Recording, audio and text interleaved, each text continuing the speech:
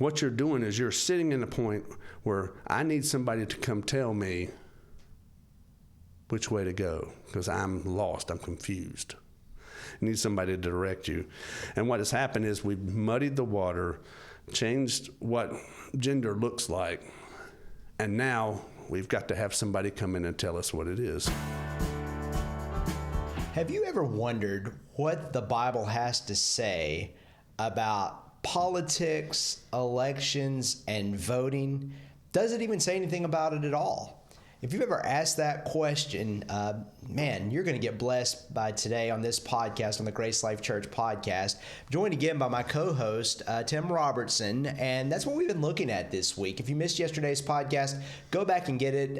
We laid a good foundation about why the Bible actually teaches that as Christians, we need to get involved in every area of life, not just politics, but business, education, every sphere of influence. We do need to get involved. We're called to be salt and light in the world. And so we looked at that. And today we're going to get into some issues that are hot button issues that if you're a Christian, what does the Bible actually say about what should I consider when I'm trying to choose which candidate to vote for? So we're going to look at that. Before we do that, though, I would encourage, if you're new here and you haven't clicked off yet because I've already made you mad, go ahead and subscribe and subscribe to our channel, YouTube, Facebook, because when you do that, we actually bring you fresh content every day.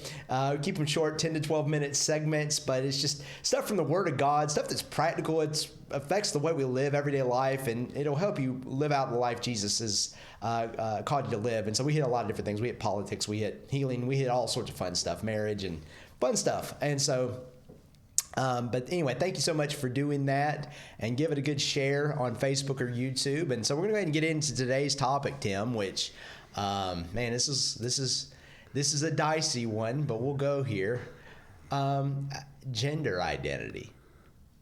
So one of the common things that you hear right now is, man, I this is how I woke up and I feel like I'm a girl, and so therefore I want to identify as a girl. And who are you to restrain my rights? Who are you to tell me I'm a boy when I feel like a girl? Well, that's definitely going on in our educational system for sure. We're going through a thing called gender confusion. It's really, I call it one of the things of a Marxist religion. We think of Marx as in terms of economics and stuff, but it really is a religion that injects itself into every aspect. What we're seeing now is everything God called good, they are turning around and injecting the absolute opposite and reversing everything God created. Do you have some examples? I do. Okay. In the beginning, God created, no, he didn't. It was a Big Bang Theory, right? In the beginning, he created male and female. That's what we're going to talk about today. No, we didn't. There's 116 different genders. Now, he didn't create man. We evolved. And this is really where it comes out of, is this whole evolutionary Darwinism thought that we've really become out of nothing into something. And gender confusion and changing your gender is just part of an evolutionary cycle. And what they've done is they've taken something as basic as a male and female. You can put 4 3-year-olds in a sandbox and they can figure it out. But now we put them in an elementary school, and now just like racism is something that is being taught. It's not something you inherit with. No, you have to learn racism. You have to learn. You have to learn this gender ideology. You have to know the pronouns. You have to know the talking points, and it's straight completely out of an evil section of the world. I want to ask you about something that you said. It just made me think. Yeah. Well, your dad. When your kids were little, 3, 4, 5, 6 years old, did you have to teach Tyler to go play with trucks? No. It's inherent. And what they're doing is creating this thing called confusion. I've done some thought about just the power of confusion. Even God used confusion. He confused the language of Babel to Genesis 11. yeah, and he said he would send confusion into the camp of the enemy. He sent confusion when Gideon came, and then it says that where envy and strife is, there's also this thing called confusion, and not just confusion, but every single evil work. And once you get something confused, in other words, you've muddied the water to something that's not vague, and there's no truth, and you're kind of confused, and you have no direction in what you're doing. You think about a deer in the headlights. What you're doing is you're sitting in a point where I need somebody to come tell me which way to go, because I'm lost, I'm confused. You need somebody to direct you. And what has happened is we've muddied the water, changed what gender looks like, and now we've got to have somebody come in and tell us what it is. For instance, when a Supreme Court justice was just asked, "What is a woman?" She goes, "I'm not a biologist." In other words, I need a specialist to come tell me what this is. We have gotten to that point in society, and you what can you say? Like, to me, if you're a Supreme Court justice and you can't get that one right, not only should you not be elected, but this is my opinion. Yeah. But you shouldn't be elected. You shouldn't have graduated kindergarten. You don't know a boy from a girl. Yeah, absolutely. And we're doing real good at getting banned off YouTube right now. But still, nature's obviously seen, and even our founding fathers talked about the laws of nature and nature's God. But I was reading Romans chapter 1, and we've read it many times, but I read it in the Message Bible. And I'm just going to read it, and you tell me if this isn't for today, okay? It says, by taking a long and thoughtful look at what God has created, people have always been able to see with their eyes as such they can't see.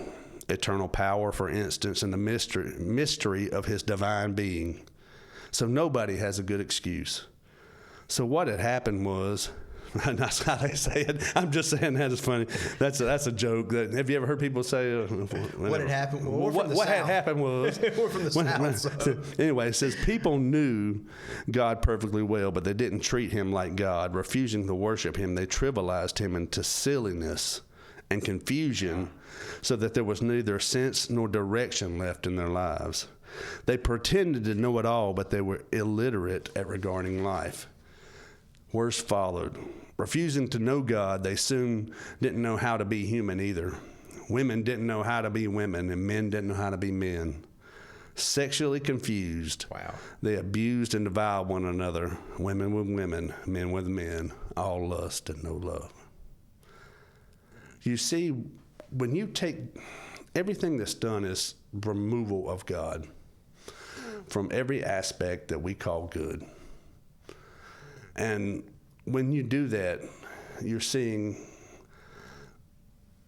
people that are confused, needing direction, lack of truth. Confused is just mean I have no truth. I have no direction. I have no where I'm going.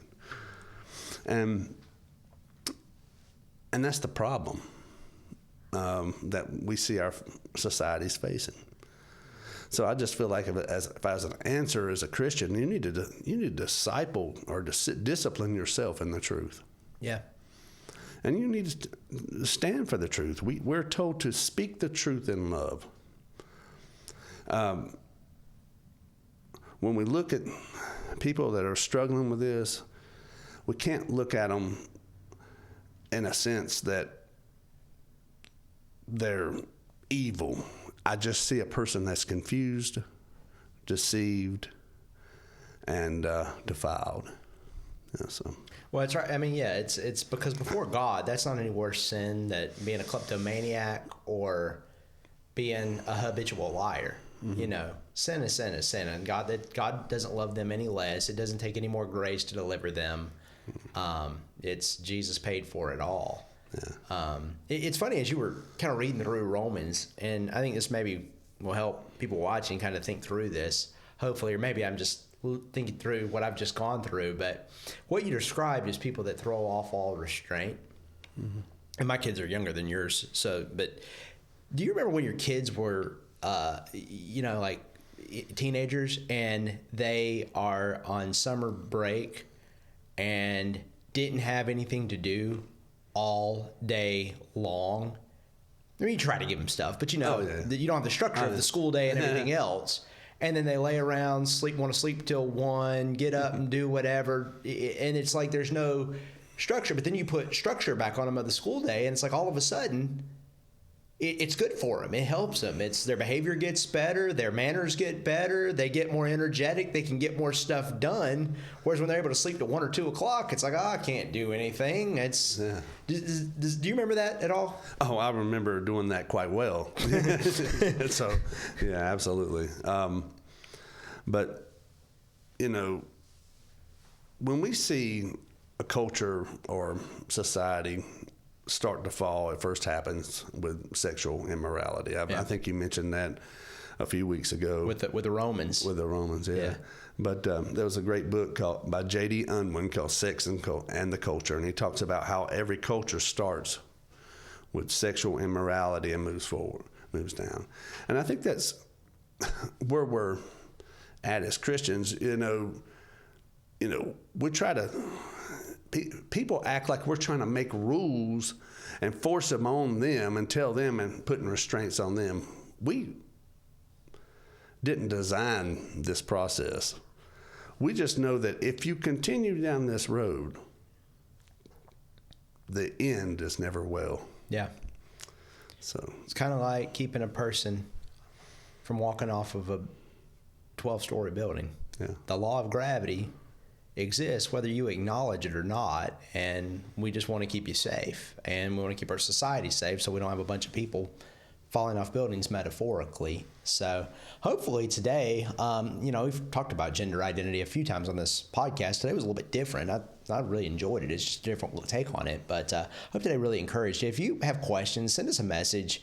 You can go to our website, gracelifetriad.com. You can also in the chat and Facebook or YouTube, wherever you're watching, send us messages, or if you need prayer or anything like that, we'll be glad to respond. But I hope today really encouraged you and blessed you and blessed me. And thank you again for watching, and we'll be back tomorrow.